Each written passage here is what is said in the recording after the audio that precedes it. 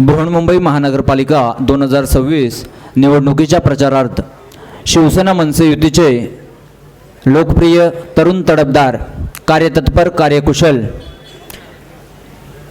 उमेदवार सन्माननीय श्री चिंतामणी निवाटे यांच्या प्रचारार्थ या ठिकाणी सभा होत आहे।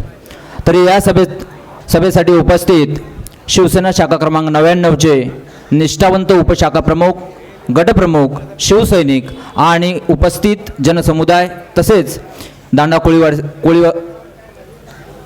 कोळीवासीय तसेच गावकरी बंधू भगिनी यांचे शिवसेना शाखा क्रमांक 99च्या वतीने सहर्ष स्वागत। तदनंतर या ठिकाणी आपले लोकप्रिय उमेदवार सन्माननीय चिंतामणी निवाटे साहेब यांच्या कन्या कुमारी नेहाताई चिंतामणी निवाटे आपल्याला मार्गदर्शन करतील।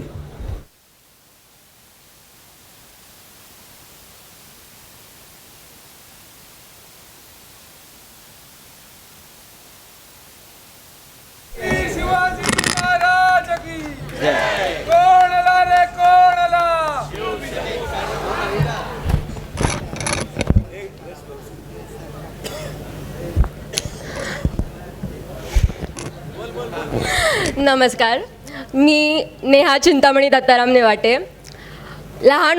खूप लहान होती जेव्हा पप्पांनी या क्षेत्रात राजकारणात पाय टाकला, प्रवेश केला। मी पप्पांना नेहमी एक प्रश्न विचारायची, पप्पा राजकारणच का? आपल्याला यात रिटर्नमध्ये काही भेटत नाही तरी राजकारण का? त्या टायमाला पप्पांनी मला एकच उत्तर दिलेलं, मी या मातीतला पुत्र आहे, यातल्या गली घर लोक ही माझी आहेत आणि जर माझ्याकडे हिंमत असेल, ताकद असेल आणि जर त्या ताकदीचा उपयोग मला या लोकांच्या मदतीला करता येत असेल तर ती ताकद मी का वापरू नये? त्या टायमाला हा उत्तर मला पप्पांनी दिला, पण मी खूप लहान होती समजायला, तेव्हा एवढं काही समजलं नाही। काळ 2019 कोविड पडला। पप्पांनी त्या टायमाला काय, कसं, कधी, किती केलं हे मला सांगायची तुम्हाला गरज नाही। क्षणाला पप्पा घरात नसायचे पण बाहेर लोकांची मदत करायला उभे असायचे। आम्ही पप्पांना खूप कमी बघायचो घरात तर आम्ही नाहीच असं बघायचो।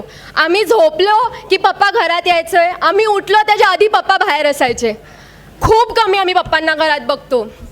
कोविड गेला 2019 मध्ये सप्टेंबरच्या एंडला कोविड संपला, क्वारंटाईन उठले। त्या काळात पप्पांना कोविड झाला। पप्पांना झाला तर झाला, त्याबरोबर माझ्या भावाला आणि माझ्या मम्मीला कोविड झाला। कोविडमधनं तिघंही निघाले, पण त्या कोविडचा असा साईड इफेक्ट पप्पांना झाला की ते जे झालं ना ते आपण कोणालाही असं इच्छा नाही करणार की आपल्या दुश्मनालाही ते हो, ते झालं त्यांना। त्या परिस्थितीत सुद्धा पप्पा बाहेर होते, काम करत होते, थांबले नाही।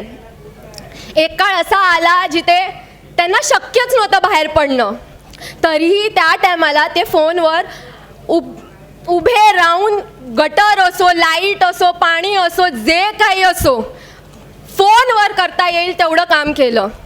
एक टाईम आला जिथे जमलंच नाही, आम्ही सगळे हरलो। त्या टायमाला पप्पांना घेऊन आम्ही लीलावतीला नेलं। तिथे नेलं तर डॉक्टर बोलतात, आता हे ICUचं प्रकरण आहे, इथून खूप कठीण वाट आहे। 15 दिवस, नोव्हेंबरच्या महिन्यात 15 दिवस पप्पा ICUमध्ये ॲडमिट होते। त्या 15 दिवसातील फक्त एक दिवस असा होता जेथे त्या माणसांनी एकही कॉल उचलला नाही। तो कारण पण तेच होतं, कारण की त्यांचं मेडिकल रिझन आणि त्यांची ग्लॅनी एवढी होती की त्यांना तो फोन उचलता आले नाही। त्या काळात मी, माझी मम्मी आणि माझे काका, सुदैवाने माझे काका त्या टायमाला मुंबईत होते म्हणून तो माणूस आज आहे माझ्यासमोर। 15 दिवस ते फोन आम्ही उचलले। तेव्हा आम्हाला कळालं की हा माणूस जे काम करतो ना ते काही छोटं मोठं काम नाही आहे। आपल्याला वाटतं की ठीक आहे, माणसांची मदतच करायची ना, काय एवढं मोठं केलं, करता येईल. पण तो जे माणूस डेडिकेशननी धावत पळत जे करतो ना, ते आपण करणं खूप कठीण आहे. रात्रीचे 4 असो, सकाळ पहाटे 5 असो, कितीही वाजता असो, रात्री अपरात्री 2 वाजता सुद्धा फोन आला ना, हा माणूस धावत जातो. त्या टायमाला ICU मध्ये असून सुद्धा जेव्हा मी त्यांना फोन नाही द्यायचो ना, ते आमच्यावर ओरडायचे की तू आम्हाला फोन का नाही देत आहेस. नर्स त्यांना ओरडायची की तू ICU मध्ये आहेस, तुला इथे फोन अलाउड नाही आहे. नर्सचा बडबड ओरडा ऐकून सुद्धा त्या माणसाने ICU वॉर्डमध्ये गटरची कामं असो, लाईटची कामं असो, पाण्याची कामं असो, BMCला फोन करणं असो, काही असो, त्या काळात त्या माणसाने ते 15 दिवस ते काम सुद्धा तेव्हा ICU मध्ये केलं.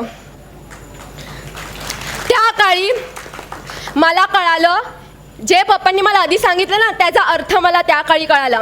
त्यानंतर 15 नोव्हेंबर 2021, मला तारीखही आठवण आहे, मी आणि पप्पा दोघंच वॉर्डमध्ये होतो. पप्पांनी त्या टायमाला मला एकच बोललं, तू मला आधी एक प्रश्न विचारलेलास, राजकारण का. तर त्याचं उत्तर हे की मी आज तुझ्या समोर उभा आहे ना, तर याच राजकारणामुळे, याच गावाच्या लोकांच्या आशीर्वादामुळे मी तुझ्या समोर आज उभा आहे. तर राजकारण का हे मला 15 नोव्हेंबर 2021ला कळालं.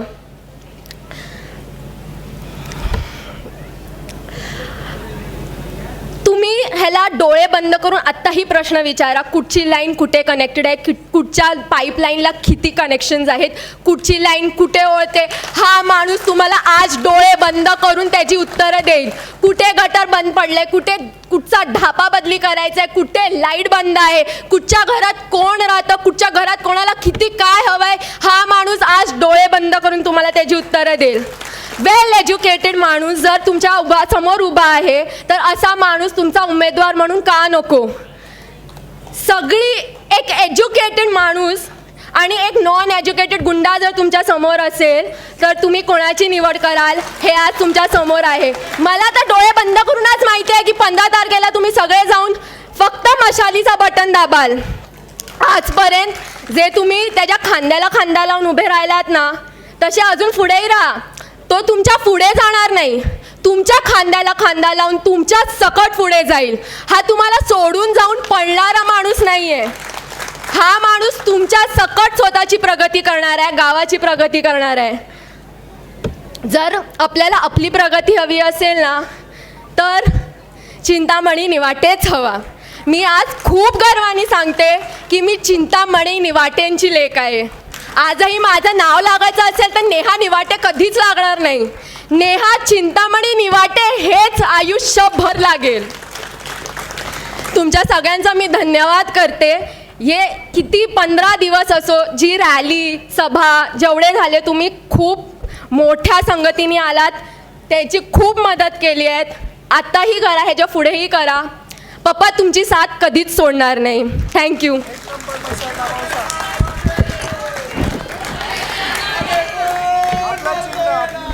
आपलं चिन्ह 1 नंबरवर आहे, मशाल. नक्कीच दाबा.